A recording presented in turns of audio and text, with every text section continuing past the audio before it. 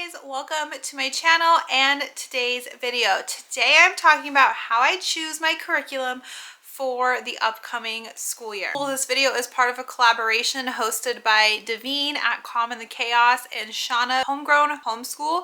I'll link both their channels below. They have tons of information, and so if you're not already subscribed to their channels, make sure you go check them out.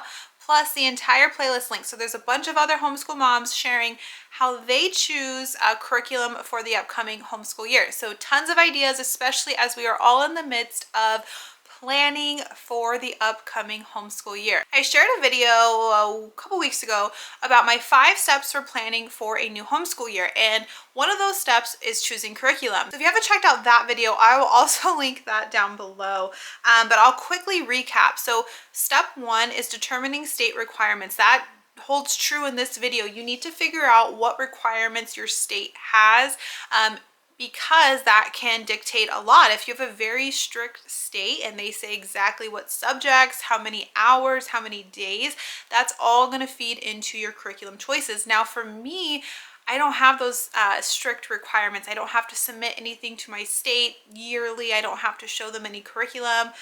So I don't have those requirements. However, I am always thinking ahead. You know, if my kids need to go back to public school for whatever reason, which that's not our plan, but are they going to be successful? Do I have records? What if we move to a state that requires me to prove what we've been doing? I always keep records, but then think about that for curriculum or choosing. The next couple steps I had were more of like planning out your year, right? Like how many school days do you think you're going to be having?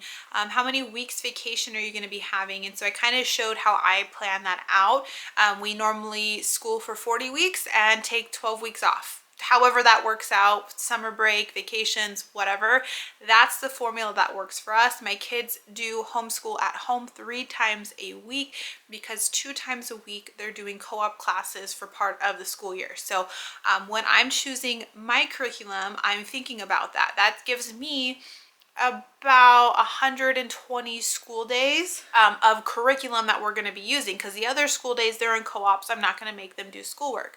So when I'm looking at curriculum, if I see a curriculum that's at 180 days, it's not that we can't use it, but I just need to be aware I'm only giving myself 120 school days. So how is that going to work out? All right, so now that I've got you up to speed on the process I'm at in my planning, I don't have requirements technically.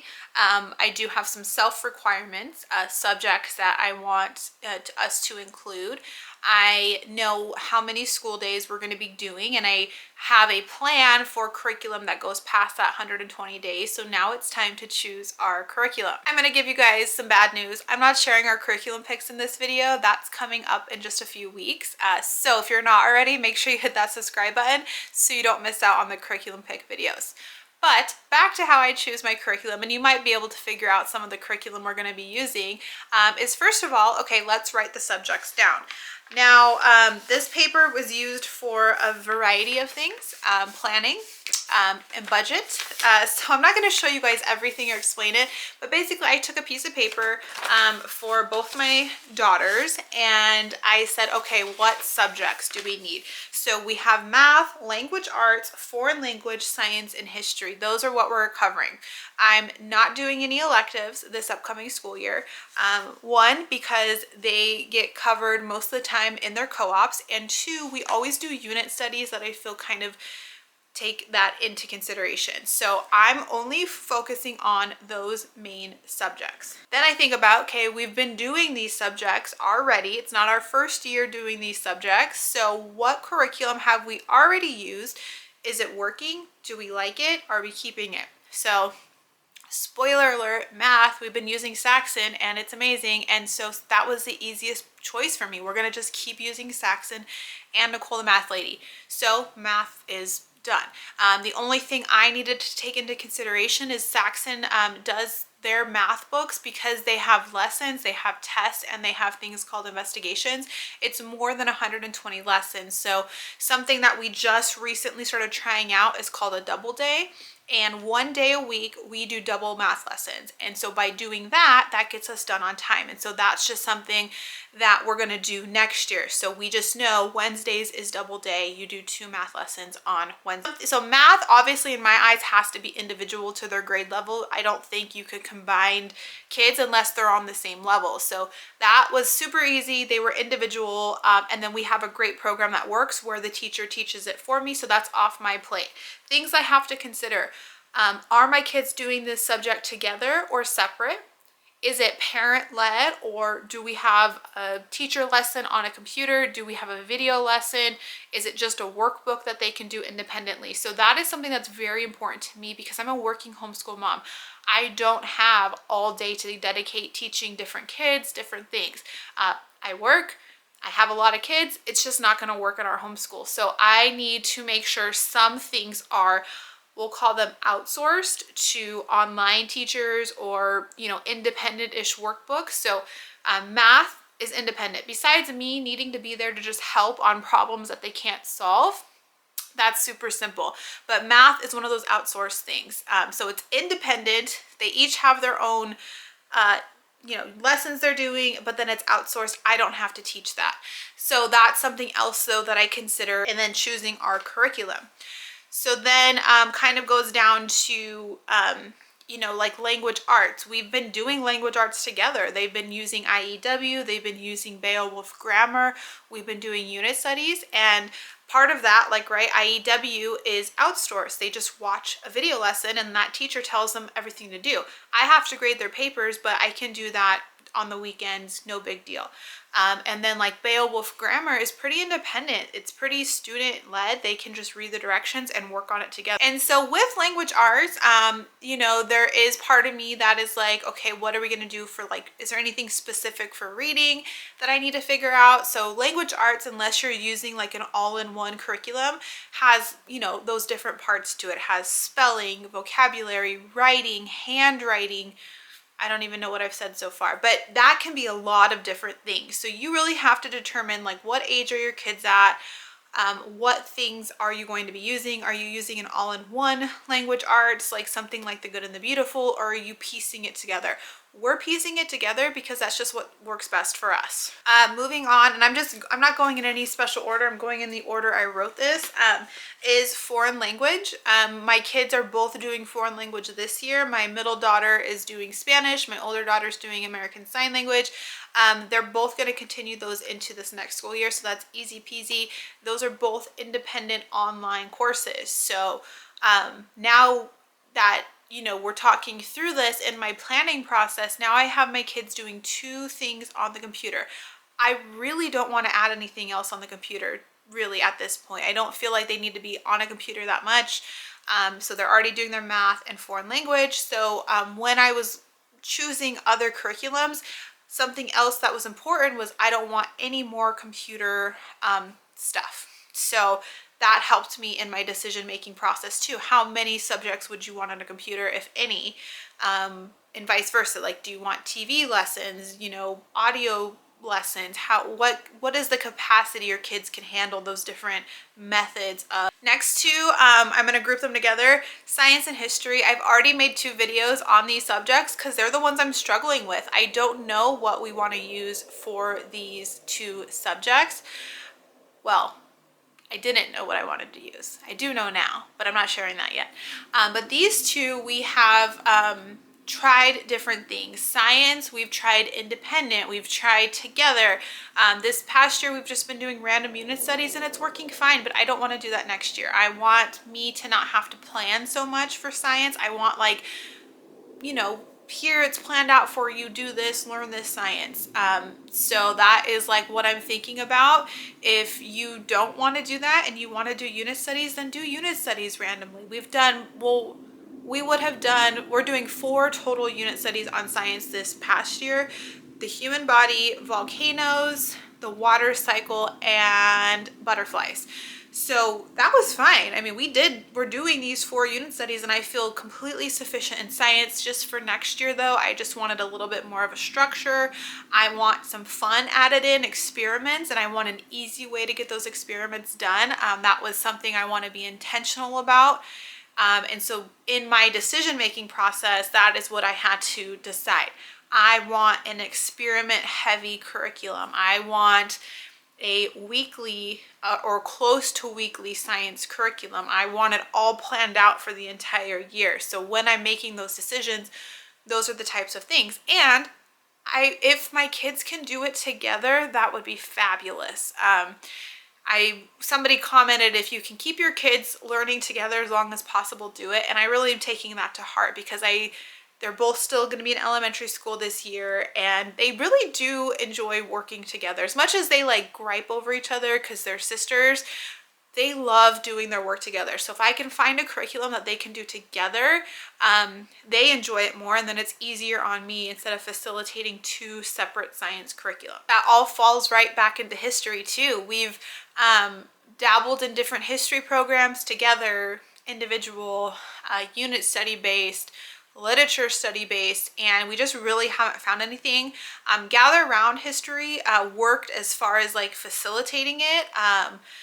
You know, I loved reading it. It was easy for me to read to the kids. They were, I thought, comprehending it. It's just the retention of it wasn't that great. And so my goal for choosing a history curriculum was I want them to understand the story, and this is American history, like generally what happened in American history. Like, you don't need to tell me dates, maybe some names, but nothing specific. Just generally, what was the story? Like, how did America get here? Why are we the way we are? I just want a general story. And so when I finally made the decision on my history curriculum, I had to go back and say, what is my goal? What is my intention for what I want them to learn? Yes, this one curriculum that I did not choose is great. It's a really solid history curriculum, but that's not going to meet my goal of what I wanted for my kids this year. So that is something you need to do when you're choosing your curriculum. You're going to be seeing a lot of curriculum. I'm going to be showing you a lot of curriculum that I chose. It is probably all great. There's so much great curriculum out there. But what do you want for your kids this year? What is your goal or your intention? If you want them to memorize history dates and facts because that's the point you think that they're at, then you need to choose a curriculum that's going to help that. For science, if you do not want experiments and you want a very laid back science approach, don't choose the science I'm choosing. It doesn't mean I'm wrong, you're wrong. It's not the goal for your homeschool that year. So really, that's how I think you're going to be most successful in choosing your curriculum is, what are you trying to achieve this year? What are you trying to get out of this?